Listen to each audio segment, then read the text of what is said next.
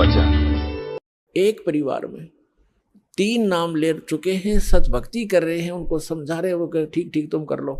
ये भी शुक्र है कि वो उनको मना नहीं करते, नहीं तो वो काल के दूत उनको भी मना कर दे, तुम भी नहीं जाओगे, ऐसा नहीं कर दोगे। ऐसा बताया परमात्मा ने कि जैसे ये कोयल क्या करती है, कोयल पक्षी है, ये अपना अलग से घोंसला बना करके अंडे उत्पन्न नहीं करती, क्योंकि उसके अंडों को काग खा जाते हैं, छोड़ते नहीं। ऐसा फार्मूला अपना रखा उसने, जैसे मादा कवि ने अंडे उत्पन्न किए घोंसले में, और वो जाती है चुग्गा चरने इधर उधर, वो देख लेती है कि चलेगी काफी दूर, तो उसके घोंसले में अपने अंडे उत्पन्न कर देती है।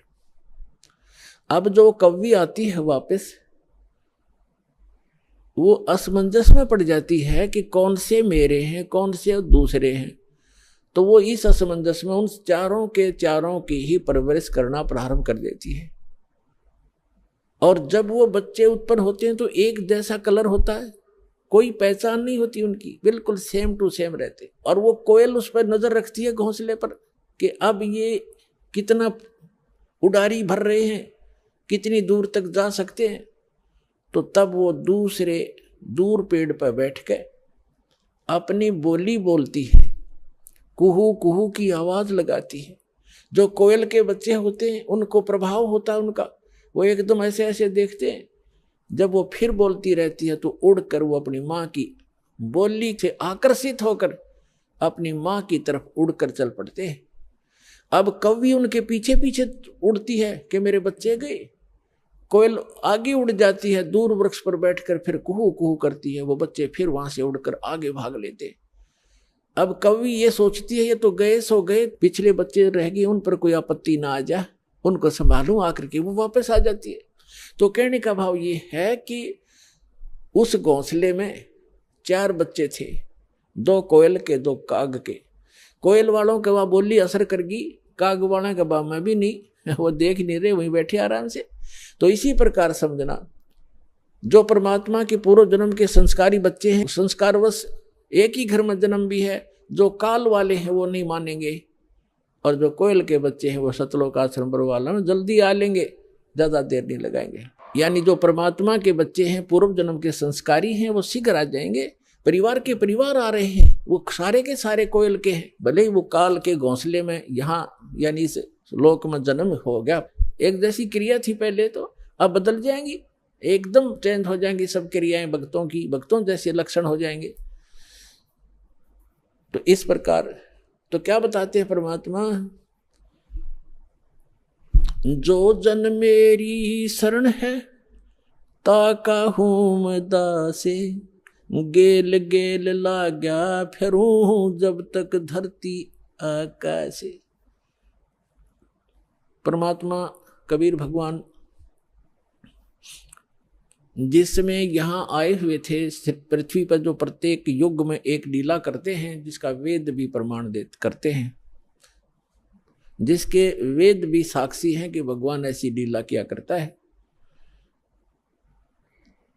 तो उस लीला में जो दूसरे टाइप की लीला है परमात्मा की, शिशु रूप धारण करके प्रत्येक युग में प्रकट होते हैं। और कमल के फूल के ऊपर, कमल का फूल तो जल पर ही होता है, अंडरस्टूड है कि वो नारायण होते हैं। नार माने जल, आयन माने उस पर आकर विराजमान होने वाले नारायण कहलाते हैं। तो परमात्मा कबीर साहब यानी अमर पुरुष, सत्य पुरुष, आदि पुरुष जिसको कहते हैं, परम अक्षर ब्रह्म, वो ये लीला करता ही करता है। उस लीला को करने के लिए सन 1398 में संवत 1455 ज्येष्ठ सुदी पूर्णमासी को वो परमात्मा सतलोक से चलकर आए थे। और कमल के फूल पर, काशी शहर के बाहर एक तालाब में, सरोवर में विकसित कमल के फूल के ऊपर एक नवजात शिशु का रूप धारण करके विराजमान हुए थे, जैसा कि वो प्रत्येक युग में करते। उसमें नीरू नीमा नाम के मुसलमान जुलाहा थे, वो उठा कर ले गए। वही नीरू नीमा उसी जन्म में ब्राह्मण और ब्राह्मणी थे। गौरी शंकर नाम था नीरू का और सरस्वती नाम था नीमा का। मुसलमानों ने जबरदस्ती उनको मुसलमान बना दिया गया था। और वो जिस कारण से पहले वो शिव भगवान के पुजारी थे, शिव जी की कथा करके अपना निर्वाह किया करते थे। और फिर वो सब सुविधा समाप्त हो जाने से वो जुल्हे का कार्य करने लगे थे और लगभग 20, 30, 40 वर्ष उनको हो गया था वो क्रिया करते, वो जुल्हा प्रसिद्ध हो गए थे। तब परमात्मा उनको शिशु रूप में मिले थे, धीरे धीरे बड़े हुए और उन्होंने कोई अन्न आहार नहीं किया। बालकपन में कुंवारी गाय का दूध पिया कबीर भगवान ने, कुंवारी गाय ने दूध दिया और परमात्मा दूध पिया करते थे। ऐसे लीला करते ही और वो ऐसे ही की है उन्होंने, ऐसा भगवान किया ही करता है। तो जब वो बड़े हुए 5 वर्ष की आयु में ही 104 वर्ष के विद्वान पुरुष स्वामी रामानंद ब्राह्मण पंडित, जो वेदों और गीता और पुराणों के मर्मज्ञ माने जाते थे, उसके ज्ञान में छक्के छुड़ा दिए। उस 104 साल के महात्मा ने जब परमात्मा को देखा, सब ज्ञान सुना, चरणों में शीश रखकर कहा था कि मैं भक्त मुक्त हुआ, भरम कर्म भया नाश और गरीब दास निज ब्रह्म तुम मेरा हो गया दृढ़ विश्वास। सतलोक में जाकर देखा रामानंद जी ने और फिर वापस देखा तो वही बालक सामने बैठा है, वही अनंत कोट ब्रह्मांड के सिंहासन, कंट्रोलर के सिंहासन पर बैठा था। तब कहा था दोहू ठौर है एक तू भया एक से दो और गरीब दास हम कारणे आए हो। मगर आप तो हमारे लिए आए हो और आप वहां भी आप हो और यहां भी आप हो। ऐसी लीला परमात्मा कर रहे थे। और फिर क्या बताए हैं कि उस समय धीरे धीरे बड़े हुए, बड़े बड़े विद्वानों के छक्के छुड़ा दिए। लेकिन हमारी आदत है, हम सत्य को स्वीकार करना बहुत ही कम चाहते हैं। जैसे हमारे धर्मगुरु थे वो संस्कृत के ज्ञाता थे, ब्राह्मण ऋषि मंडलेश्वर, और आम जनता संस्कृत भाषा नहीं पढ़ती थी, केवल ब्राह्मणों को ही शिक्षा ग्रहण करने का अधिकार था। और वो संस्कृत भाषा तो पढ़ लेते थे लेकिन ग्रंथ समझ में उनके आए नहीं। और परमात्मा 600 वर्ष पहले कहा करते थे कि आप गलत गाइड कर रहे हो इस जनता को, आप वेदों और गीता और पुराणों से भी परिचित नहीं हो। अब धर्मदास जी को जो परमेश्वर ने बताया, और धर्मदास जी को भी सचखंड सतलोक लेकर गए भगवान। इसी प्रकार जैसे स्वामी रामानंद जी को लेकर गए थे, ऐसे आदरणीय धर्मदास साहिब जी को भी परमात्मा सतलोक लेकर गए थे। अपना निज स्थान दिखाया था जहां आप रहा करते थे। जब वापस छोड़ा तब धर्मदास जी ने पूछा कि हे भगवान, फिर इसका मतलब तो ये है कि ये वेद और ये कतेब, 4 वेद हैं, 4 ही मुसलमान इस्लाम धर्म की कतेब मानी जाती हैं। जैसे अपने 4 वेद हैं हिंदुओं के, ऋग्वेद, यजुर्वेद, सामवेद, अथर्ववेद, और मुसलमानों की यानी इस्लाम धर्म की माने जाते हैं एक तौरात, जबूर, इंजिल और कुरान। ये कतेब कहते हैं, इनको वेद कहते हैं, पुराणों को, गीता को। तो धर्मदास जी को पता चला कि सचमुच भगवान तो वो है, साकार है, ये है वो परमात्मा, ये है वो स्थान। और ये सभी हमारे धर्मगुरु कहते हैं कि ब्रह्मा विष्णु जी सर्वशक्तिमान है, सर्वश्रेष्ठ है, सबके पालन करता है, सबके उत्पत्ति करता है, यह विनाशी है। और परमात्मा ने धर्मदास जी की वार्ता कराई ब्रह्मा विष्णु महेश जी से, और उन्होंने खुद बताया कि नहीं भाई, हमारी भी जन्म मृत्यु होती है, हम अविनाशी नहीं है। कोई व्यक्ति यदि किसी तहसीलदार को या एसडीएम को और अपने मित्रों में ये कहता है ये कमिश्नर है, और जब एसडीएम से पूछा जाएगा क्या आप कमिश्नर हैं, वो कभी झूठ नहीं बोलेगा। वो बुद्धिमान व्यक्ति है, बकवास नहीं चला करती। स्वयं बताएगा नहीं जी मैं तो एसडीएम हूं, और कमिश्नर तो बहुत बड़ी पावर होती है। तो ऐसे जब भी इन अधिकारियों से हम मिलते हैं तो ये सच्ची बताया करते हैं। तो जब धर्मदास जी वापस आए, धर्मदास जी ने कहा हे भगवान, फिर तो ये वेद और कतेब ये सब झूठे हैं, ये तो परमात्मा को निराकार बताते हैं और कोई ब्रह्मा जी, विष्णु जी, शिव जी को सर्वशक्तिमान बताते हैं। तब परमेश्वर ने कहा कि वेद कतेब झूठे नहीं भाई, झूठे हैं जो समझे नहीं।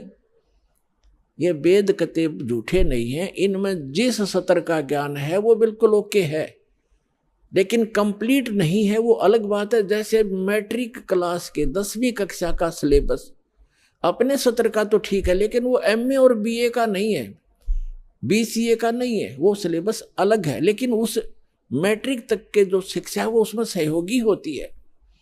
तो यहां परमात्मा ने कहा है कि वेद कतेब झूठे नहीं भाई, और झूठे हैं जो समझे नाई। झूठे ये हैं तुम्हारे धर्मगुरु, जिन वेद इनके पुराणों को, गीता और वेद को, गीता जी को पढ़ समझ नहीं सके, ये झूठे हैं। तो इस प्रकार परमात्मा प्रचार किया करते थे, बहुत से शिष्य बन गए थे। पुण्यात्मा, सम्मन नाम का एक मनियार था। मनियार को आप जानते होंगे। मनियार होता जो केवल चूड़ियों का काम करता था, माताओं को, बहनों को चूड़ी पहनाया करता था, उसकी पत्नी भी और वो भी। और वो बहुत दारिद्र था, निर्धन था, लेकिन परमात्मा का परम भक्त था। पूरा परिवार, 3 सदस्य थे परिवार के अंदर, 3 सदस्य। एक तो सम्मन, उसकी पत्नी का नाम था नेकी, और एक पुत्र था, उसका नाम था शिव। उसको शिव कहा करते, शिव नाम था शिव। वैसे अब भ्रंश हम कर ही लेते हैं, शिव कहा करते, तो शिव नाम से ज्यादा प्रसिद्ध था। और तीनों के तीनों प्राणियों ने कबीर परमात्मा की दीक्षा प्राप्त कर रखी थी। वो दिल्ली में रहा करते थे। पहले दिल्ली आज जैसी नहीं थी, एक गांव सा था छोटा सा, ऐसी झोपड़ियों में लोग रहा करते थे, छोटे छोटे मकान भी थे, कुछ थोड़े बहुत सेठ भी थे, वो अलग होते हैं। आज जैसी दिल्ली नहीं थी 600 वर्ष पहले। और परमात्मा बनारस काशी में रहा करते थे। एक कमाल नाम का लड़का, उसके कबीले ने, उसके कुल के लोगों ने मृत्यु के उपरांत जल प्रवाह कर दिया था। और एक शेख तकी नाम का राजा सिकंदर लोधी, दिल्ली के बादशाह का धार्मिक गुरु था। और सिकंदर लोधी को एक बहुत असाध्य रोग था, परमात्मा कबीर जी के आशीर्वाद से वो स्वस्थ हुआ था। बाकी किसी भी औषधि से और किसी भी धर्म मजहब की जंतर मंत्र से और आशीर्वाद से वो स्वस्थ नहीं हुआ था, जिस कारण से सिकंदर लोधी परमात्मा कबीर जी से बहुत प्रभावित था।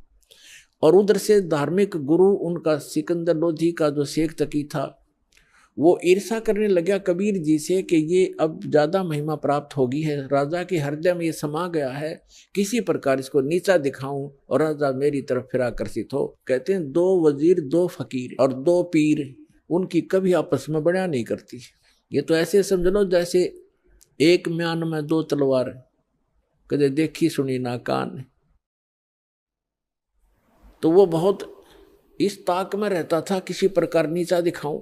सिकंदर लोधी ने किसी कारण से स्वामी रामानंद जी का सिर काट दिया था, उसकी मृत्यु को प्राप्त हो गए थे। और कबीर परमात्मा ने सिकंदर लोधी और सैकड़ों व्यक्तियों के सामने उनको जीवित कर दिया था, जिस बात से सिकंदर लोधी घना प्रभावित हो गया था कि ये तो सचमुच अल्लाह आए हैं, खुद भगवान आए हैं। कबीर साहब अल्लाहु अकबर है। अब अल्लाहु अकबर यही काम करता है, मुर्दे को जीवित कर दे, रोगी को स्वस्थ कर दे, निर्धन को धन दे दे, तो भगवान यही काम करते हैं। तो वो सभी काम कर रहे थे। सिकंदर लोधी का पक्का विश्वास हो गया था कि सचमुच गॉड है, खुदा है। परमात्मा कहते हैं राज तजना सहज है, सहज त्रिया का ने, मान बढ़ाई ईर्षा बाई दुर्लभ तजना। ये राज भी छोड़ सकते हो, अपनी सुंदर पत्नी को भी त्याग सकते हो, और कहते हैं मान बढ़ाई और ईर्षा ये नहीं छूटती जीव पर, ये छूटे बिना भगवान मिला नहीं, बात वहीं की वहीं रही। तो इस ईर्षावश राग द्वेष वश कि मैं झूठा सिद्ध करूं किसी प्रकार इस कबीर को, ताकि इसकी महिमा कम हो जा, इसलिए वो इस ताक में रहता था। एक दिन सिकंदर लोधी से कहा कि आप इसकी बड़ी महिमा गाते हो, इसने मुर्दा जिंदा कर दिया, स्वामी रामानंद जी को जीवित कर दिया, आप कहते हो मुझे स्वस्थ कर दिया। एक दिन उसने ये दबाव लगा दिया कि यदि ये कोई मुर्दा जीवित करेगा तो मैं मानूंगा, नहीं तो मुसलमानों को तेरे विरुद्ध कर दूंगा। सिकंदर इस बात से चिंतित सिकंदर टेंशन में आ गया, और परमात्मा को अपने बच्चों की टेंशन सुहाया नहीं करती, ये समर्थ है 1 मिनट में टेंशन दूर कर दे। सिकंदर लोधी से पूछा कि क्या परेशानी है आपको। सिकंदर लोधी ने कारण बता दिया। तो परमात्मा ने कहा कि कहो शेख तकी को कोई मुर्दा लावे, और करते हैं अर्ज भगवान से, थोड़ा छुपा के रखते थे जाता अपने को। सिकंदर लोधी को तो पता था, कह दिया सो कह दिया। कबीर जी कह रहे हैं कर देंगे जिंदा, लाओ कोई मुर्दा। तो वो कहता मैं कहाँ से लाऊं मुर्दा, कभी आएगा तो देखेंगे, कभी होगा जब देखेंगे। अब परमात्मा ने सोचा कि ये टेंशन काफी देर रहेगा सिकंदर, इतने में क्या हुआ, लीला मालिक की, सौसल सीधर मैं करूं अपने जन के काज। इतने में एक कमाल तो बाद में नाम रखा, एक 12-13 वर्ष के बच्चे की मृत्यु होगी। और कुछ ऐसे कुल हैं, ऐसे कबीले हैं, वो न तो जमीन में दफनाते हैं न सभा करते हैं अग्नि में, और वो जल प्रवाह कर देते हैं। सो अपना उनका अंतिम संस्कार ही ऐसा है कि इसके शव को मछलियां जीव जंतु खाएंगे, दुआ देंगे, इसलिए मिट्टी तो ये बन ही चुकी है, उसको जल प्रवाह कर देते हैं। एक सुंदर फ्लोटिंग सा एक बेड़ा बनाते हैं, घास फूस का जो तैरता रहता है कुछ देर तक, फ्लोटिंग सा, उस पर लिटा देते हैं और उसको जल प्रवाह कर देते हैं। तो वो बहता हुआ आ रहा था, तो सबको पता चला कि मुर्दा आ गया, मुर्दा आ गया। दरिया के किनारे खड़े थे, सभी इत्तेफाक से वहीं खड़े हुए थे, सिकंदर लोधी, कबीर जी और हजारों की संख्या में सैनिक, अंगरक्षक, रसोइये, अन्य नौकर। तो परमात्मा ने कहा कि ले शेख तकी आ गया मुर्दा, पहले तू ट्राई कर ले, कदे बाद में नंबर बनावे, अगमा भी कर देता। तो सब ने कहा ठीक है शेख तकी जी, दो पहलवानों की जब पहचान होगी, जब दोनों कुश्ती करें, आप भी करो अपनी ट्राई। तो लगा फूं फूं करने, वो मुर्दा चला गया 2 फरलांग 600-700 गज आगे को 800 फुट आगे नीचे, यानी जिधर से पानी बहकर जा रहा था डाउन स्ट्रीम में चला गया। तब वो कहने लगा शेख तकी कि ये तो बहाना चाहता था, अपने से बला टाड़ने के लिए कबीर तो बहाना चाहता था, मुर्दे कभी जीवित हुआ करते हैं, वो तो कयामत के समय जीवित करेगा अल्लाह। तब परमात्मा ने ऐसे संकेत किया दाता ने, जो बहता हुआ जा रहा था ना डाउन स्ट्रीम में, तो ऐसे मालिक ने ऐसे संकेत कर दिया, वो मुर्दा जो बहता हुआ जा रहा था डाउन स्ट्रीम में, अप स्ट्रीम में चल पड़ा, जिधर से पानी बहकर आ रहा था, जैसे इंजन वाली नौका चलती है अपोजिट साइड में, और वहां आकर के जहां भगवान खड़े थे वहां खड़ा हो गया। नीचे से जल बह रहा है और वो सब ऐसे ऊपर तैर रहा है। तब परमात्मा ने कहा कि हे आत्मा, जहां भी है कबीर हुक्म से इस शव में प्रवेश कर और बाहर आ जा। इतना ही कहा था कि ऐसे ऐसे सारा शरीर कंप गया, कंपन हुई उस बच्चे में, और एकदम बैठा हुआ वो ऐसे खड़ा हो गया जल के अंदर, घुटनों पानी में, एकदम बाहर आया, आके प्रणाम किया, दंडोत प्रणाम किया परम पिता को। बोलो सतगुरुदेव।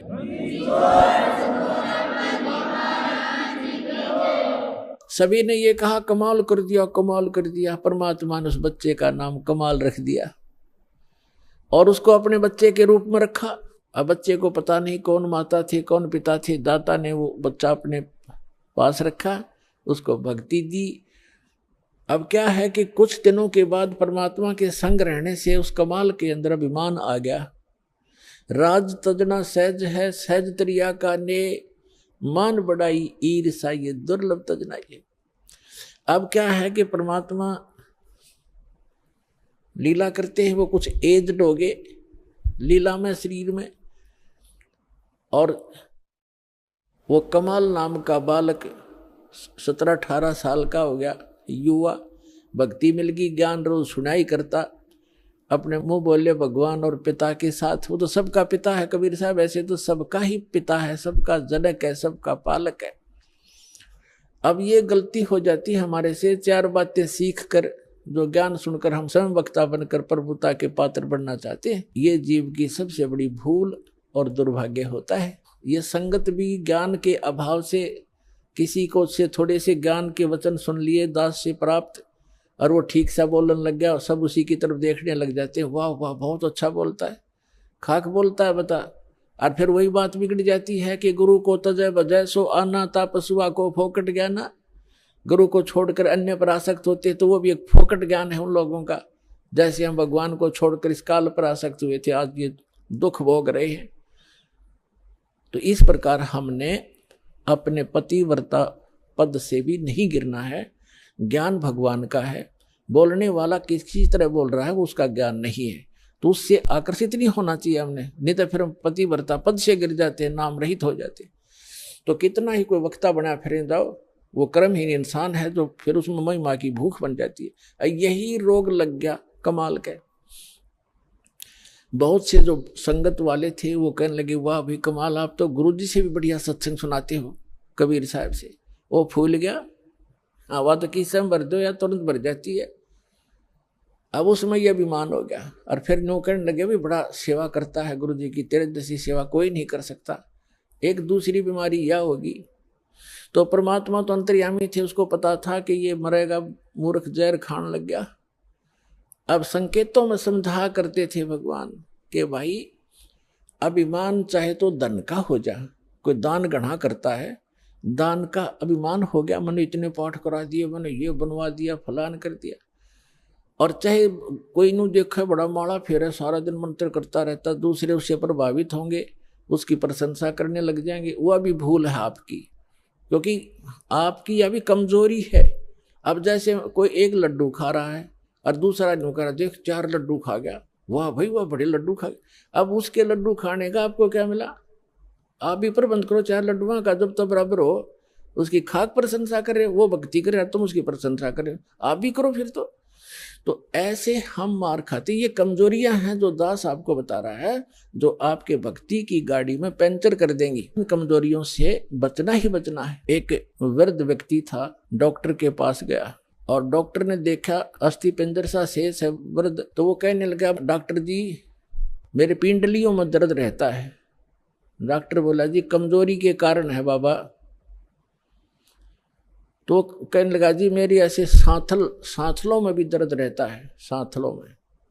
डॉक्टर बोला, भाई कमजोरी है, कमजोरी वीकनेस।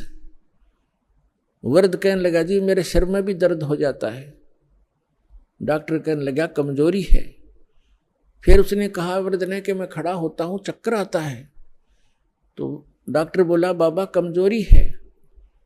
अब वृद्ध ने गुस्सा आ गया, ने बोला, तू डॉक्टर है गम चक्कर, एक के बाद जाने कमजोरी है कि मैं और भी बताओगा। तो डॉक्टर बोला, यह भी कमजोरी के कारण है, अपना गुस्सा जो है ये भी कमजोरी के लक्षण है। ये गुस्सा भी कमजोर आदमी को ही ज्यादा आता है। तो पुण्यात्माओं, जो दास आपको बता रहा है ये भी कमजोरियां हैं, इनमें से कोई से भी हो वह भी कमजोरी ही है, वीकनेस से आपको यानी भक्ति मार्ग में बाधक है। परमात्मा कहते हैं, जैसे माता गर्भ को रखे यत्न बनाए, ठेस लगे तो छन्न होवे, तेरी ऐसे भक्ति नसावे। जैसे किसी बेटी को, बहन को, माई को गर्भ रहता है तो उसको वो जानती है, उस गर्भ को प्रफुल्लित करने के लिए वो कितनी सावधानी बरतती है। किसी बहन को 2-4 वर्ष के शादी के उपरांत जब गर्भ रहता है, अब उसको पता है वो कितनी चिंतित रहती है। करवट लेते समय रात को भी ये चिंतित एकदम फड़क के उठती है, कहीं मेरे बच्चे पर दाब ना आ गई हो, मेरा गर्भ खराब ना हो जा। ऊंचे नीचे पर पैर रखते समय भी बहुत ध्यान से चलती है। खाने पीने की भी वो बहुत सावधानी बरतती है कि कहीं मेरा ये गर्भ रूपी लाल नाश ना हो जाए। तो परमात्मा कहते हैं, जिस दिन आपने परमात्मा की असत भक्ति मिल गई तो आत्मा के अंदर आपका भक्ति रूपी वो गर्भ स्टार्ट हो गया उस दिन से। अब यहाँ बताते हैं कि जैसे माता गर्भ को रखे यत्न बनाए और ठेस लगे तो क्षीण होवे, ऐसे भक्ति नसावे। तो ऐसे ये ठेस नहीं लगने देनी चाहिए भक्ति रूपी गर्भ के। ये मोक्ष रूपी लाल बनाने के लिए बहुत सावधानी बरतनी पड़ेगी आप। तो उस कमाल के मन में दोष आ गया। परमात्मा बार बार कहा करते, सत्संग में सबको सामूहिक ज्ञान दिया जाता है, प्रत्येक व्यक्ति को नहीं बताया जाता। और जैसे औषधि मुख के माध्यम से, गोलियां, दवाई, जड़ी या इंजेक्शन के माध्यम से एक ही स्थान पर लगाई जाती हैं, वो जहाँ दर्द होता है, जहाँ पीड़ा होती है, वो औषधि वहाँ काम कर देती है। तो सत्संग के माध्यम से सामूहिक इंजेक्शन लगाए जाते हैं ये वचनों के, और जिसमें जो वीकनेस जहाँ की है उसी का वो औषधि काम कर जाती है। बुद्धिमान उसको समझ जाते हैं, आगे सुचारू हो जाते हैं और वो अपनी कमजोरी को ठीक कर लेते हैं। बुद्धिमान वही होते हैं। इतना कुछ कई बार कहा परमात्मा ने कि जो दान ज्यादा करता है, यदि उसके मन में अभिमान आ गया, कराया नाश हो गया। कबीर साहब कहते हैं तन मन धन दिया तो भला किया, सिर का दासी भार, और जब न्यू कहा कि मन ने दे दिया तो बहुत सहेगा मार। वो तो दिया हुआ तक गया, नाश हो गया, दुर्गति और हो जाएगी तेरी। तो किसी भी प्रकार का सेवा का अभिमान हो जाए, अभिमान तो अभिमान ही है, वो तो नाश ही करता है, भगवान से दूर करता है। लेकिन कमाल की बुद्धि भ्रष्ट हो चुकी थी, परमात्मा के साथ रहकर भी वो अपने ही चलाता था। पुण्यात्माओं, जैसे मन में बहुत सी बातें आती हैं। एक बार धर्मदास जी ने कहा, प्रभु हे भगवान, आप कहते हो कि श्री कृष्ण परमात्मा नहीं है, समर्थ नहीं है। श्री कृष्ण जी ने राजा मोरध्वज के पुत्र ताम्रध्वज को आरे से चिरवा के डेथ हो गई थी, दो फाड़ हो गया था, और फिर वैसा ही बना दिया और जीवित कर दिया। तो कैसे माने ये भगवान नहीं है, सर्वशक्तिमान नहीं है। परमात्मा कबीर जी ने कहा कि मैंने ये कभी नहीं कहा कि ये भगवान नहीं है, मैंने ये अवश्य कहा ये सर्वशक्तिमान नहीं है। भगवान का मतलब मैंने ये कभी नहीं कहा कि ये स्वामी नहीं है, ये प्रभु नहीं है, लेकिन ये सर्वशक्तिमान नहीं है। इतना अवश्य कहा कि सर्वशक्तिमान नहीं है। जैसे परिभाषा प्रभु की आपको बहुत बार बताई है, तहसीलदार भी साहब है, एसडीएम भी साहब है, डिप्टी कमिश्नर भी साहब है, जिसको कलेक्टर कहते हैं, डिप्टी कलेक्टर, और कमिश्नर भी साहब है, मंत्री भी साहब है, अपने सतर का साहब है, अपने उसका कुछ सीमा है उसके साहब की, उसकी शक्ति की। और मंत्री भी साहब है, मुख्यमंत्री भी साहब है, प्रधानमंत्री भी साहब है। लेकिन ये सभी साहब हैं, लेकिन कोई कहे कि डीसी समर्थ है, सर्वशक्तिमान है, सारे देश का कंट्रोलर है, तो वो गलत कह रहा है। अब जितना वो साहब है, जैसे कोई एक मंत्री को और प्रधानमंत्री बताता है राज्य के मंत्री को, तो वो उस प्रोसीजर से वो परिचित नहीं है, इसलिए एक मंत्री भी अपने सत्र का लाभ दे देता है, लेकिन जो प्रधानमंत्री लाभ देगा वो ना मुख्यमंत्री दे सकता। परमात्मा ने पूछा कि जैसे आपके भगवान ने, श्री कृष्ण अर्थात विष्णु जी ने, मोर ध्वज के पुत्र ताम्र ध्वज को तो जीवित कर दिया, दो फाड़ करवा के, दो बीचों बीच कटवा के, और अपने सगे भांजे अभिमन्यु को जीवित नहीं कर सका, जिसकी कति जरूरत थी, और वहां तबे मतलब पंगा लिया जाके उसने क्यों नहीं कर सका। पांडवों का कुलनाश हुआ था, श्री कृष्ण रोए था, उसकी बहन रोए थी, पांचों पांडव रोए थे, उसको क्यों नहीं जीवित कराया जो मर गया था 18 वर्ष की आयु में। यहां धर्मदास चुप हो गया। तब कहा, भगवान हम तो तुच्छ बुद्धि जीव हैं, हमारी बुद्धि का सतर तो इतना ही है बस, अब आप बताओ भगवान क्यों नहीं कर सका। तब परमात्मा ने बताया कि जब तक संस्कार जिसके हैं, अब उस ताम्र ध्वज की आयु शेष थी, और इस शरीर को एक आम सिद्ध पुरुष भी तोड़ कर काट कर फिर दोबारा जीवित कर सकता है। श्री कृष्ण तो उनसे कुछ 21 ही है, लेकिन आयु नहीं बढ़ा सकते ये भगवान। इसलिए अभिमन्यु की आयु 18 ही वर्ष की थी, उसी दिन मृत्यु होना, तो उसके आगे शेष उसकी उम्र मनुष्य की नहीं थी। इस कारण से श्री कृष्ण उसको जीवित नहीं कर सके। तब धर्मदास को संतुष्टि हुई। तब परमात्मा ने कहा था कि समर्थ का शरणागहो रंगोरी हो, और कबू ना हुआ काज राम रंगोरी हो। अब यहां प्रसंग चल रहा है, इसी प्रकार जैसे अर्जुन को अभिमान हो गया था, उसके भ्रम को निवारण करने के लिए श्री कृष्ण उसको मोरध्वज राजा के घर लेकर गया था। तो अर्जुन को अभिमान हो गया था कि भगवान मेरे जैसा आपका आज्ञाकारी कोई और नहीं हो सकता, ऐसा सेवक नहीं हो सकता। अब श्री कृष्ण ने सोचा अब इसको मैं कहूंगा तो काली मानेगा, रोज इकट्ठा रहना, फिर ये बात बिगड़ेगी। तो उसने कुछ दिन के बाद कहा कि चल अर्जुन, मुझे एक आवश्यक कार्य है, मोरध्वज राजा अपने पुत्र को राज्याभिषेक कर रहा है, मुझे आमंत्रित किया है, अभी चलोगे? अकौर जी, मैं तो आपका आज्ञाकारी शिष्य हूँ। पांडवों का श्री कृष्ण उनके धार्मिक गुरु भी थे। अब वहां जाकर क्या देखा कि मोरध्वज, ताम्रध्वज और उनकी एक पत्नी थी मोरध्वज की। राजा राज्याभिषेक करने के लिए अपने पुत्र को गद्दी पर बैठाकर राज्य से संन्यास लेना चाहता था। उसने सब साधु संत महात्माओं को आमंत्रित किया हुआ था, बहुत बड़ा यज्ञ कर रहा था। तो उस यज्ञ के अंदर जो भी साधु संत जो खाने को मांगते हैं वो देना पड़ता है, नहीं तो उसकी यज्ञ खंडित मानी जाती थी। तो वहां जब जाकर बैठ गए साधु रूप बनाकर, दो संत और साथ में एक माया से शेर बना लिया श्री कृष्ण जी ने, और तीनों बाग में जाकर बैठ गए। राजा को संदेशा भिजवाया कि एक संत आए हैं। तो राजा के नौकरों ने कहा प्रभु भोजन पाओ। तो साधु रूप में श्री कृष्ण जी ने कहा कि राजा यहाँ आए, स्वयं आमंत्रित करे तब हम भोजन करेंगे। संदेशा पाकर राजा, रानी और लड़का आरती की थाली लेकर आरती की और फिर प्रार्थना की, भगवान भोजन की सुनाओ। तब श्री कृष्ण जी ने कहा कि पहले हमारे शेर का आहार कराओ, फिर हम पीछे भोजन खाते हैं। मोरध्वज राजा ने कहा कि आज्ञा करो भगवान, अभी मंगवा देता हूं बकरे इनके लिए काट कर, इसके या वैसे सामने छोड़ देंगे, ये खा लेगा। नहीं, ये मांस खाता मनुष्य का, ये मनुष्य का मांस खाएगा। मोरध्वज ने कहा जी जो आज्ञा आपकी। फिर कहा कि सुनो, कहीं किसी पल्लेदार न पकड़ लाओ, उसका मांस नहीं खाएगा, ये तुम्हारे घर के प्राणी का मांस खाएगा, तुम तीनों में से एक का। और उसकी विधि ऐसे है, उसको आरे से चीरना है और चीरते समय आंखों में आंसू आ गए तो ये मांस शेर नहीं खाएगा, तुम्हारा यज्ञ खंड हो जाएगा। अब मोरध्वज ने कहा कि जो आज्ञा भगवान आपकी। तो कहा कि ठीक है। जब मोरध्वज ने कहा कि मैं फ्री हो चुका हूं, लड़का युवा हो गया है, बेटा तू राज संभालना, अपनी माँ की सेवा करना, और मेरा काम पूरा हुआ और मैं महात्मा के शेर का आहार बनूंगा।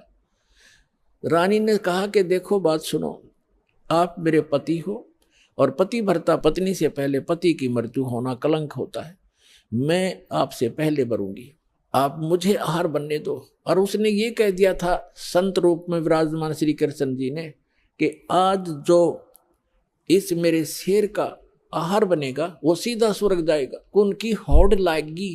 कैसा बढ़िया दाव, शरीर तो ये जाना ही जाना है और आज दाव लगे। तो रानी ने सोचा कि राजा ला गया नंबर ही होता है, ये तो हाथों हाथ स्वर्ग मिल रहा है, इससे गोल्डन चांस क्या होगा हे भगवान।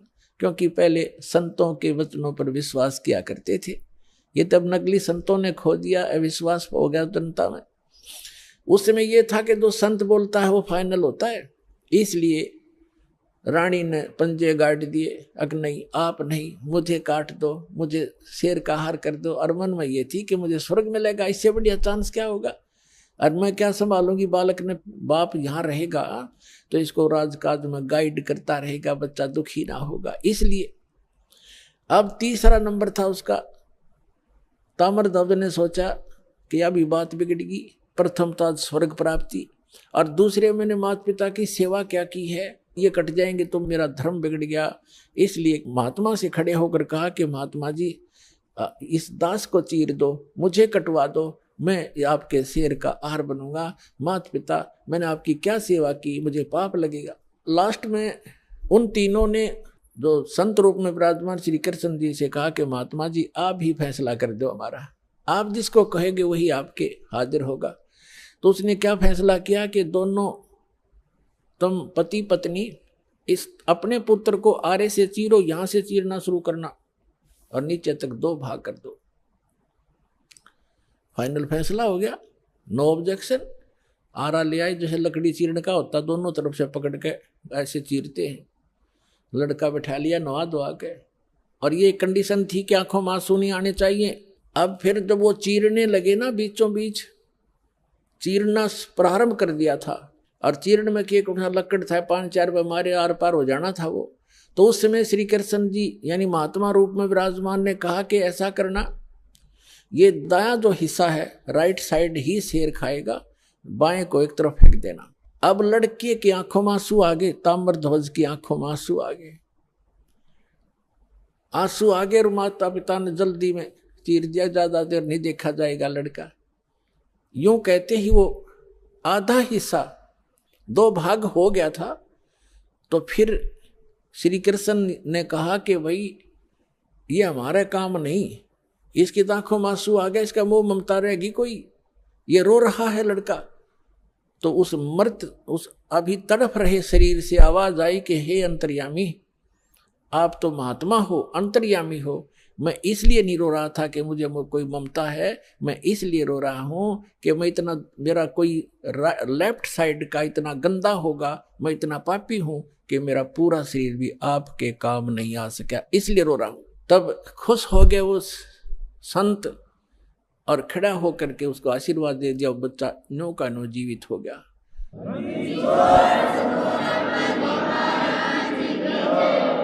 अब जब उसने जीवित कर दिया और कहा भाई मैं तो तुम्हारी परीक्षा लूं था बेटा, तुम सफल हो गए सारे, श्री कृष्ण ने कहा, और कहा कि मांग ले मोर ध्वज, क्या मांगना चाहता है? तुझे स्वर्ग में भेज दूंगा और बहुत समय तक तेरा स्वर्ग का राज लिख दूंगा, इंद्र की पदवी दे दूंगा। तब उस ज्ञानी मोर ध्वज ने क्या मांगा कि मुझे भक्ति दे दो भगवान, इस राज ने के चाटूंगा तो काल छोड़ना पड़ेगा, वहां का भी छोड़ना पड़ेगा। तो जिस स्तर की भक्ति श्री कृष्ण दे सकता था वह मोर ध्वज को दे दी, और लड़के को भी जीवित कर दिया। लेकिन जन्म मरण ना श्री कृष्ण का समाप्त, ना मोर ध्वज और ताम्र ध्वज का, ना उसकी पत्नी का समाप्त हो सकता। अब कहने का भाव ये है कि अर्जुन ये देखकर इकट्ठा हो गया ना, सुकड़ गया। जब श्री कृष्ण ने कहा कि अर्जुन आप डींग मारा करते कि मेरे जैसा कोई सेवक नहीं, तने सेवक तो देखे नहीं थे। जब अर्जुन ने कान पकड़ लिया, जी मैं तो घना निकम्मा आदमी था, मैं ये सोच बैठा था आज मेरी कति फड़क निकल गई, महापुरुष तो ऐसे होते हैं, मैं तो इनके चरणों की धूल भी नहीं हूं। अपनात्माओं, हमने श्री कृष्ण जी को परमात्मा इसलिए मान लिया था कि उन्होंने मोर ध्वज के पुत्र ताम्र ध्वज को आरे से चिरवा कर जीवित कर दिया, बस। और यहाँ परमात्मा ने फिर बताया कबीर जी ने कि वो अभिमन्यु को जीवित क्यों नहीं कर सके, वो तुम्हारे समर्थ भगवान। उसका कारण भी बताया कि ये समर्थ नहीं है। और ऐसी ऐसी तो बहुत से संत भी सिद्धियां रखते हैं जो मुर्दे को जीवित कर सकते हैं, लेकिन उनकी आयु नहीं बढ़ा सकते, किसी सूरत में नहीं बढ़ा सकते। आयु की वृद्धि केवल परमात्मा पूर्ण ब्रह्म कर सकते हैं। मासा घटे ना तल बधे, विदना लिखे जो लेख, और सच्चा सतगुरु मेट कर ऊपर मार दे मेघ। अब अर्जुन की फड़क निकालने के लिए उन्होंने ये लीला की, उधर से अपने भक्तों की परीक्षा भी करनी थी। इसी प्रकार सामांतर एक उदाहरण है सम्मन सेव और नेकी का। कमाल के मन में यह अभिमान घर कर गया था कि मेरे जैसा सेवा करने वाला और मेरे जैसा वफादार सेवक इस संगत में नहीं। और बहुत बार परमात्मा के सामने भी उसने ये मुंह खोल दिया था। तब परमेश्वर कबीर जी ने कहा कि भाई मैं भ्रमण के लिए निकलता हूं, मेरे साथ चलेगा कोई? तो कमाल ने कहा जी मैं तो आपके साथ चलूंगा, मेरे बगैर सेवा आपकी करेगा कौन? परमात्मा बोले चल। वाजिद नाम के एक राजा थे, वो घर त्याग कर चले गए थे, फिर उनको जंगल में भगवान मिले थे, उनको फिर अपने साथ रखा था, वो भी सेवक हो गए थे ज्ञान समझ के। तो वो दोनों जने वाजिद और कमाल और परमात्मा तीनों जने चल पड़े। उधर से सम्मन और नेकी उसकी पत्नी और सेव उनका पुत्र। नेकी और सम्मन जो है दोनों चूड़ी पहनाने का काम किया करते, मनियार का। और ये एक स्वभाव बन जाता है भक्त अपने का, खासकर कबीर परमात्मा के बच्चे का नाम लेने के बाद वो ये सोचता है तेरा कल्याण तो निश्चित, और इस सामने वाले ने भी समझा दो किसी तरह। तो कोई जैसे कोई मजदूर जाता है किसी सेठ के काम करता है, उसको भी कोशिश करता है इसको ज्ञान बता दूं, लेकिन वो सातवें आसमान पर होता है, उसने एक मजदूर की बात कैसे सुनावे ना सुनो, लेकिन कोशिश रहती है कि इसकी किसी प्रकार बुद्धि सेट हो जाए, इसका जीवन नाश हो रहा है। हमारे भक्त की ये चेष्टा रहती है। तो वो सम्मन और उसकी पत्नी जहां भी चूड़ी पहनाने जाते थे बहनों को, तो परमात्मा की चर्चा शुरू कर देते थे। हमारे वो गुरु जी ऐसे हैं, सिकंदर लोधी को जलन का रोग हो गया था, वो ठीक कर दिया। स्वामी रामानंद जी का कत्ल कर दिया था सिकंदर लोधी, राजा दिल्ली के बादशाह ने, हमारे गुरुजी ने जीवित कर दिया उन्हीं के सामने। एक कमाल नाम का लड़का था, मरता बहता हुआ आ रहा था, हमारे गुरुजी ने वो जीवित कर दिया। हमारे गुरुजी बड़े सक्षम हैं, नाम लेने से मोक्ष हो जाता है, सदा दुख मिट जाते हैं, यहाँ भी सुख मिलते हैं। अब वो गरीब व्यक्ति चूड़ी बेच के गुजारा करें, मुश्किल से उनका निर्वाह चल रहा था। और वो समझाओ उन सेठों की, धनी व्यक्तियों की पत्नियों को, लड़कियों को, तो उनका कैसे बात गले उतरे, बल्कि उल्टा वो चिढ़न लाएगी। कहते हैं तुलसी पिछले पाप से हरि चर्चा ना भावे, और जैसे जबर के बेगते भूख पैदा हो जावे। किसी का मलेरिया बुखार हो गया हो, उसको काजू किशमिश भी कड़वी लगे, सेब भी कड़वे लगे, रोटी भी कड़वी लगती है, वो रोटी सेब कड़वे नहीं है। उस बुखार ने उसके शरीर की, रोगी के शरीर की व्यवस्था बिगाड़ दी, जिसको मीठी वस्तु भी कड़वी लग रही है। इसी प्रकार पापग्रस्त प्राणी को परमात्मा की चर्चा सुहाया नहीं करती, भाया नहीं करती, अच्छी नहीं लगती, वो दुख मानता है। अब वो कहा करती थी कि तुम्हें तो खाने को दाने नहीं, और तुम बताओ हम तुम्हारे गुरुजी इतने सक्षम है, फलान है, चुप रहो, अपना काम करो। अब इस बात पर वो भी कई बार अपने आप में दुखी हो जाते थे कि सचमुच ये कह तो ये रहे हैं कि हमारे पास तो चौवन्नी नहीं, समय का पर आहार नहीं मिलता कई बार तो, लेकिन हमारे गुरुजी में कमी कती नहीं। ये दिल वो डांट ही लेते थे, ज्ञान ऐसा हो चुका था। तो पुण्यात्माओं, ये कथाएं हैं, ये आपके लिए गाइडलाइन है। आप जी विचलित ना होना, कुछ भी हो आने दो समय। परमात्मा कहते हैं कल्पे कारण कौन है, कर सेवा नी काम, और मन इच्छा फल देऊंगा जो पड़े मेरे ते काम है। अब लोगों के नहीं सुनना, आपका फर्ज है किसी को समझाने का चेष्टा करते रहो, बताते रहो। एक भक्त कह रहा था कि मेरे ऐसे ऐसी घटना घट गई और ऐसी पशु मर गया एक, और मैं औरों को समझाता हूँ तो मुझे कहते हैं बता तेरा क्या लाभ हुआ, हमें तू शिक्षा दे रहा है। तो पुण्यात्मा, अध्यात्म ज्ञान धीरे धीरे समझ में आओगे आपके। संसार तो एक आम दंत कथाओं पर आधारित है, और जिन पूजाओं को वो करते हैं उनके बालक तक मर जाते, तब वो कभी चिंतित नहीं होते कि हम ये भक्ति क्यों कर रहे हैं, छोड़ क्यों नहीं देते। इसका कारण ये है, जैसे रोगी दुर्घटनाग्रस्त हो गया और डॉक्टर के पास गया, डॉक्टर क्या करेगा, वो ये नहीं देखता जैसे उसका ब्लड निकल रहा है तो सबसे पहले वो ब्लड रोकेगा। अगर ब्लड सारा निकल गया तो मृत्यु को प्राप्त हो जाएगा। अगर टांग टूट रही है, पीड़ा हो रही है, उसको नहीं छेड़ेगा, पहले सबसे पहले वो ब्लड रोकेगा उसका, ताकि ये रुक जाए और ये इसका जीवन रक्षा हो। और वो कह रहा है रोगी खाए मर गया, टांग बहुत पीड़ा कर रही है, वो करती रहे, वो उसकी परवाह नहीं करेगा, पहले उसका जीवन रक्षा करेगा, वो ऑपरेशन करेगा जहां से ब्लड निकल रहा है। अब रोगी रो रहा है कि मेरी टांग टूटी पड़ी है, मुझे बहुत दुख हो रहा है, तो कोई बात नहीं, क्या उस डॉक्टर से वो छिपा थोड़ा ही है, उसका नंबर आएगा तब उसको ठीक करेगा। तो इसी प्रकार आपने नाम ले लिया और आपका कोई भयंकर दुख आना था, जिससे आपके जीवन जाना था, तो आपके उस नाम की भक्ति से और आपके किए हुए दान पुण्य से पहले परमात्मा आपकी जीवन रक्षा करेगा, एक्सटेंड करेगा। थोड़ा बहुत घर में हानि हो भी गई उसको फिर पूरा कर देगा, उस समझ क्या देर लगे। तो इस प्रकार आप जी ने परमात्मा के इस अध्यात्म ज्ञान को समझकर इस सफर पर तब चल सकोगे।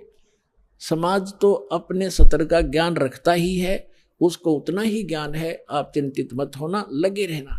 तो इसी आधार से वो सुनते भी रहते थे, फिर परमात्मा के ज्ञान से दृढ़ रहते थे, फिर भी कहीं ना कहीं जो एक बार नहीं 2 बार सुनाने से चिढ़ जाता था, उसको छोड़कर अन्य को वो सुनाते थे, अपना काम जारी रखा। अब उधर से क्या हुआ, एक दिन अपने आंगन में बैठकर, गर्मियों का मौसम था, शाम के समय अपना बैठे थे तीनों, पिता पुत्र पत्नी उसकी, और वो लड़का जब बच्चों में जाता था वो भी यही चर्चा करता था कि हमारे गुरुजी के सिकंदर लोधी दिल्ली के बाद सभी शेष हो गए, वीर सिंह बघेल काशी नरेश हमारे गुरुजी का शिष्य है, बिजली खां पठान मगर नरेश हमारे गुरुजी का शिष्य है, ऐसे ऐसे सुख देते हैं, ऐसे ऐसे सुख देते हैं। बच्चे भी बताया करते हैं अन्य बच्चों में बैठकर हमारे बच्चे, तो वो बच्चे उसको चढ़ाते थे सेव को कि तुम्हारे गुरुजी तो लालची हैं, वो तो राजाओं के घर जाते हैं, और तुम्हारे घर ना आए कभी भी, क्योंकि तुम गरीब हो, तुम्हारे घर क्यों आएंगे। तो वो बच्चा इस बात से दुखी हो जाता था।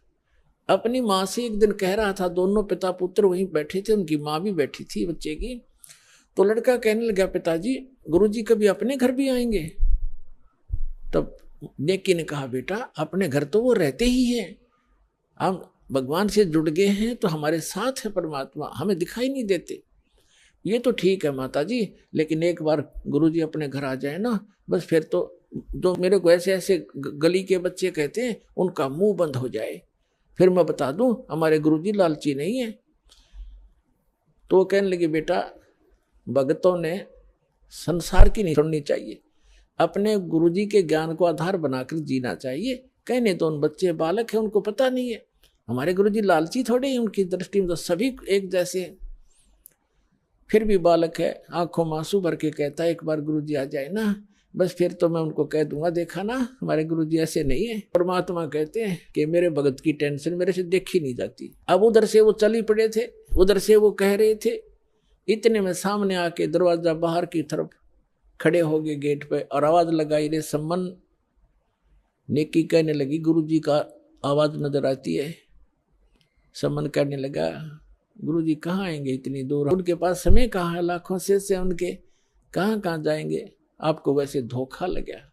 इतने में फिर आवाज लगाई रे सम्मन है घर पे। नेकी कहने लगी आवाज तो गुरुजी की है। देखा बाहर के गेट के सामने, बाहर के एक वैसे थोड़ा सा गेट सा बना रखा था डंडा सा का लकड़ी का, तो देखा तीनों ने सचमुच भगवान खड़े हैं, 3 जने खड़े हैं, भाग्य आए नंगे पैरों और खड़े खड़े देख रहे हैं जैसे स्तब्ध हो गए हो। उनको विश्वास नहीं हो रहा हो कि हम क्या देख रहे हैं आज हमारे इस घर पे, गरीब के घर पे, और परमात्मा आगे। उनकी श्रद्धा थी नारी।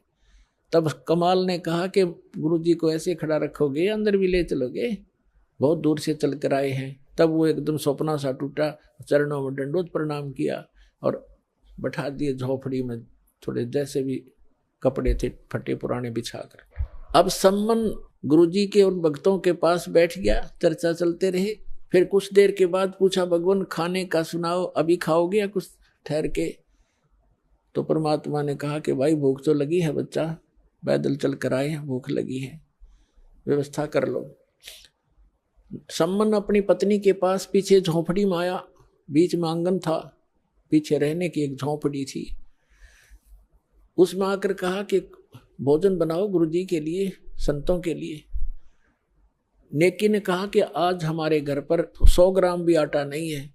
समन ने कहा कि ला तेरा ये चीर जो बहनें रखती हैं अलग से कपड़ा, वायल, चूंदड़ी, कहने लगी ला तेरा ये चीर दे दे कपड़ा, इसको गिरवे रखाऊंगा और कुछ आटा ले आता हूँ। तब उसने कहा नेकी ने कि मैं जहाँ मुझे मिलने की आशा थी उन घरों में मैं मांग आई, और ये मैंने प्रार्थना भी कर दी उनसे कि मेरा ये कपड़ा एक ही है, इसको रख लो, कुछ आटा उधारा दे दो, फिर अपना चीर ले जाऊंगी और आटा दे जाऊंगी। तो उन्होंने कहा कि ये फटा हुआ है एक स्थान से, इस कारण से किसी ने इसके बदले में आटा भी नहीं दिया। अब कलेजा पकड़ कर बैठ गया सम्मन, हे भगवान पहली बार तो गुरुजी आए, मैं कैसा नीच हूँ, कैसा दुर्भाग्य हूँ। ज्ञान से पता ही उसको लग गया था कि जिसने पूर्व जन्म में पुण्य नहीं कर रखे तो दान नहीं कर रखा, दान करने वाले को ही धन मिला हुआ होता है। आज जो दान कर रहे हैं उनको आगे धन ही मिलता है। तो वो इस बात से बड़ा चिंतित था, मैं कितना नीच रहा हूँ, पिछले जन्म में दान किया नहीं, अब दान योग्य मेरे पास कुछ है नहीं, पिछले जन्म का ऐसा कर्महीन इंसान रहा हूं मैं, आज मैं अपने गुरुजी को भोजन नहीं करा सकता, संतों भूखे जाएंगे मेरे द्वार से। आंखों में आंसू आ गए बुरी तरह।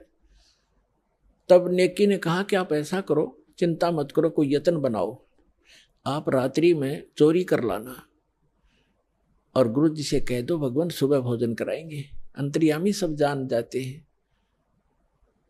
तो समन ने कहा कि सुबह कहाँ से लाएंगे, सुबह की कैसे कहूं?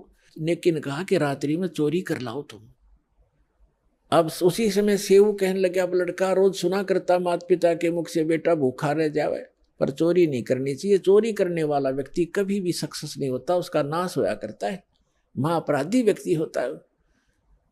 तो सेऊ कहने लगा कि माता गुरुजी रोज सत्संग में सुनाते हैं चोरी नहीं करनी चाहिए, और आज मैं आपके मुख से सुन रहा हूं कि चोरी कर ले हम, इससे अच्छा तो हम मर जाएं, वो अच्छा है, भूखे मर जाएंगे, गुरुजी से हाथ जोड़ लेंगे।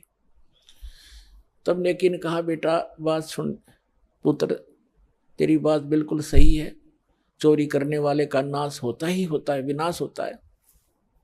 लेकिन पुत्र, हमने इस नगरी में कुछ समय व्यतीत किया है और यहाँ का अन्न पानी हमने खा रखा है। ये बालक हैं नगरी वाले, जानबूझकर आटा नहीं दे रहे। 2 किलो आटा, कोई 3 किलो आटा दुबर होता है, इतने बड़े अरे सेठ हैं ये सारे, पैसे वाले हैं। लेकिन आज ये क्या कह रहे हैं कि तुम रोज डींग मारा करते, बड़ाई करते थे, हमारे गुरुजी ये कर देते, हमारे गुरुजी ये कर देते। आज तुम्हारे गुरुजी पर घर भरवा लो, तुम मांगते क्यों फिरते हो, तुम्हारे घर भर देगा भगवान तुम्हारा। इस कारण से भी वो हमें कुछ भी सहयोग देने को तैयार नहीं बेटा। और जय परमात्मा यहाँ से निराहार चले गए, आग लग जाएगी इस नगरी में। अब तू सोच ले, या नगरी बचानी है या नहीं। तब सेव कहने लगा, माँ आप जो कहोगे वही करेंगे। और बेटा 3 शेर लाना चोरी करके, हम नहीं खाएंगे, गुरुजी बच्चों भगवानों को खिला देंगे, तो यह नगरी बसी रह जाएगी। इनमें अभिमान छा गया, पैसे का, धन का, इनके अंदर अभिमान है जो इनको नाश कर देगा इनका। शाम को कह दिया भगवान सुबह वक्त से भोजन कराएंगे। समझ गए, कि बेटा जल पिला दे 1 गिलास, पी का 1 गिलास जल, बैठ गए भोजन पर। लेटने वाले लेट गए। 12:30 बजे से रात्रि के दोनों पिता पुत्र चोरी करने चले गए। पहले कच्ची मिट्टी के महल मकान होते, जहाँ छोटी ईंटें होती थी, बिल्कुल छोटी, तो कच्ची ईंटों का वो मकान था, उसमें सुराग कर लिया, ऐसा अंदर प्रवेश कर जा, ऐसे घिसट गए। तो सम्मन ने कहा कि बेटा तू बाहर रहना, मैं अंदर जाता हूँ, और यदि लाला जी जाग जावे, मैं आटा बांध के कपड़े में और बाहर फेंक दूंगा, तू लेके भाग जाना। तब सेऊ ने कहा पिताजी अंदर मैं जाऊंगा, और यदि लाला जी सेठ उठ गए, जाग गए, तो मुझे पकड़ भी लेंगे, तो मैं बालक करके मुझे माफ कर देगा राजा, और नहीं ये राजा चोरों को माफ नहीं करता, फांसी देता है। और पिताजी आप तो बड़े हो, आपको अक्षमा नहीं करेगा। तब सम्मन ने कहा बेटा अगर तेरे को फांसी दे दी तो मैं क्या करूंगा, जी कर, मेरा कहाँ ठिकाना होगा। तब सेव ने कहा नहीं पिताजी, ये मेरी अर्ज मानो, और मैं फिर भी बालक हूँ, मुझे अक्षमा हो जाएगी, मैं जाता हूँ। यूं कहकर वो घुस गया। तब सम्मन ने कहा बेटा 3 शेर से ज्यादा नहीं लाना। अब जो ही उसने अंदाजा सा आटा निकाला, अपने फटे पुराने कपड़े में बांधा, चलने लगा, तो एक तराजू रखी थी तखड़ी, उस पर पैर रख गया, आवाज होगी जोर से, लाला उठ गए, और चोर चोर करके जो ही सेव निकलने की चेष्टा कर रहा था, उसका पैर पकड़कर घसीट लिया वापस, और उसने आटा बाहर फेंक दिया। पिताजी आप ले जाओ, मुझे बनिए ने पकड़ दिया। अब वो आटा लेकर भाग गया। उधर से लाला जी ने उसको बांध दिया रस्सी से, थांब के खंबे के अंदर मकान के, और पूछा कौन है तो किसका है। उसने सच्ची बता दी, मैं ऐसे सम्मन मनियार का लड़का हूँ, सेव मेरा नाम है। और कहा कि लाला जी इतना गुस्सा क्यों हो रहा, 3 शेर आटा लिया हमने, हमारे घर हमारे गुरुजी आए थे, उनको भोजन कराना अनिवार्य था, हमारे घर पर था नहीं, इतनी सी बात, हम चोर नहीं है। अच्छा तुम्हारे गुरुजी आए हैं, ठीक है, अब समझ गया मैं, वो चोरी कराने आते हैं, वो इसीलिए आते तुमसे चोरी कराते हैं, और बात बनाते हो बड़ी बड़ी। अब सेव ने सोचा या और बात बिगड़गी, अब गुरुजी को और सदा दिवा होगा ये राजा से कहकर। अब विवश था, उधर से आटा लेकर पहुंचा। सम्मन उसकी नेकी ने पूछा कि बेटा कहाँ है, कि वो तो बनिए ने पकड़ लिया। अब नेकी के मन में कैसी प्रेरणा आई कि ये तो बात बिगड़गी, लड़का पहचान में आवेगा और पुलिस वाले हमारे घर आएंगे, अभी आ लेंगे घंटे भीतर, और गुरुजी को पकड़ेंगे और कहेंगे कि ये कराता है चोरी, ये कभी चोरी नहीं करते थे, आज ये आया है तो इसने चोरी कराई है, और गुरुजी को दंडित करवाएगा सेठ। जैसे उनकी बुद्धि ने काम किया कि आप जाओ लड़के का सिर काट लो किसी प्रकार बुला बुलू के, और बाहर सिर निकलवा लेना, और सेठ से कहना कि छोड़ना मत, रस्सा बांधे रख, 2 बात बतलानी है।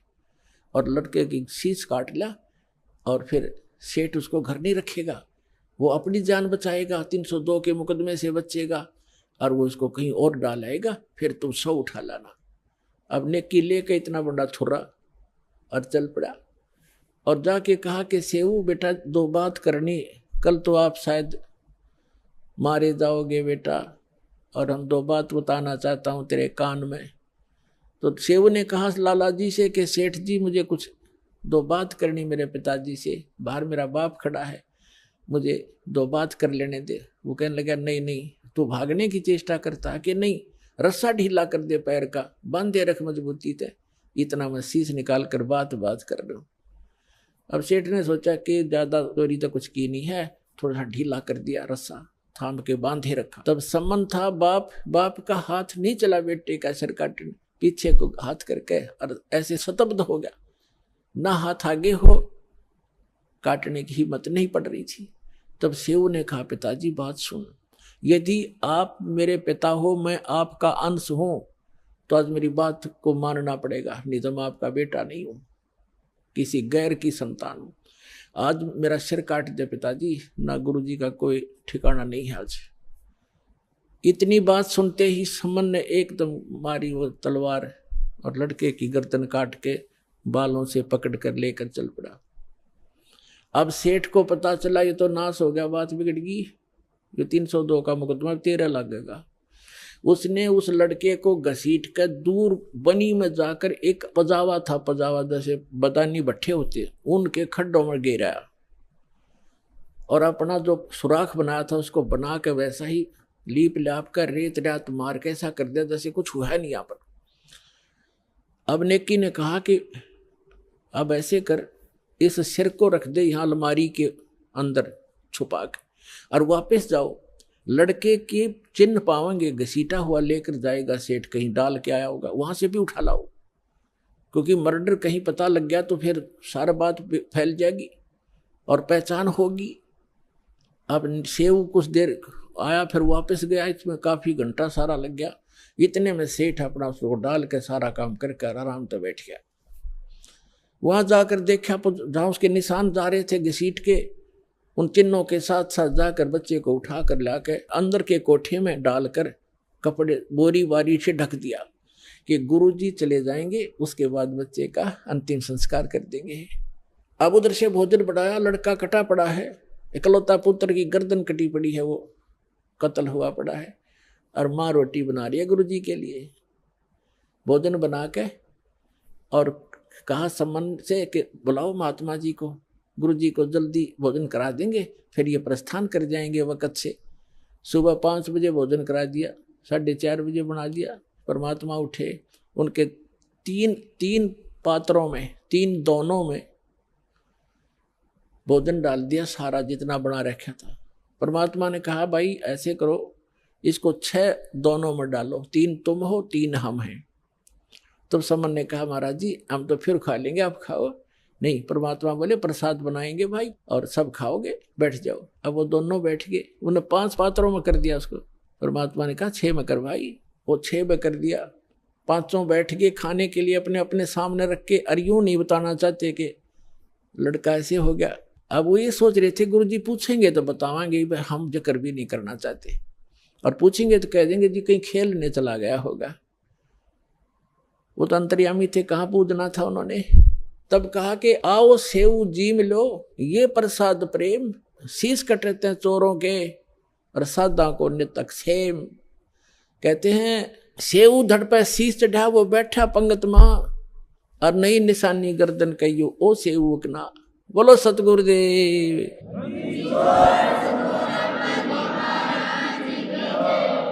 अब परमात्मा ने नु कहा था आओ सेव जी मिलो, ये प्रसाद प्रेम, और सिर कटते हैं चोरों के बेटा, संता के तो अक्षेम।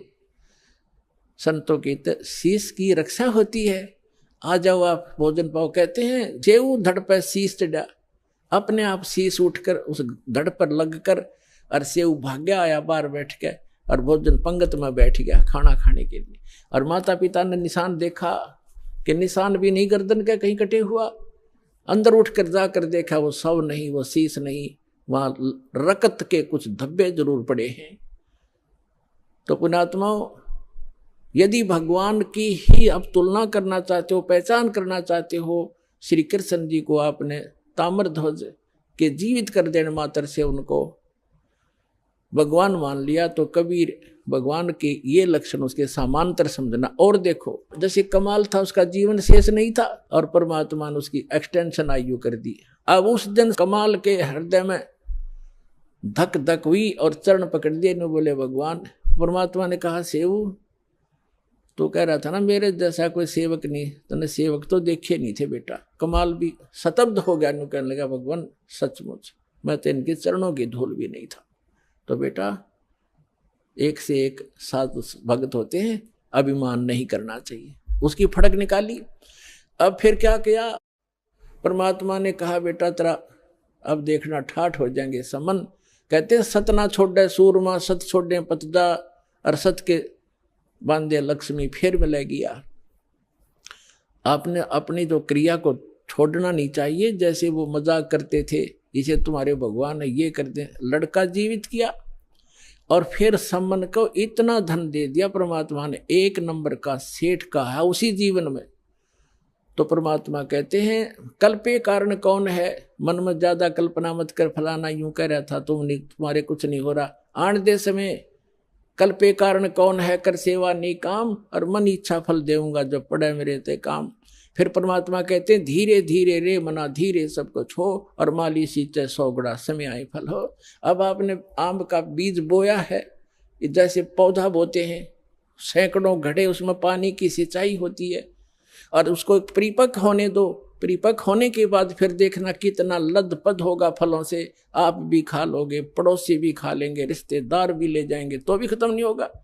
तो ये भक्ति, यथार्थ भक्ति रूपी पौधा आज आपने लगाया है, इसको कुछ समय दो और फिर देखना कितने सुख देगा ये कबीर भगवान आपको। बोलो सतगुरुदेव।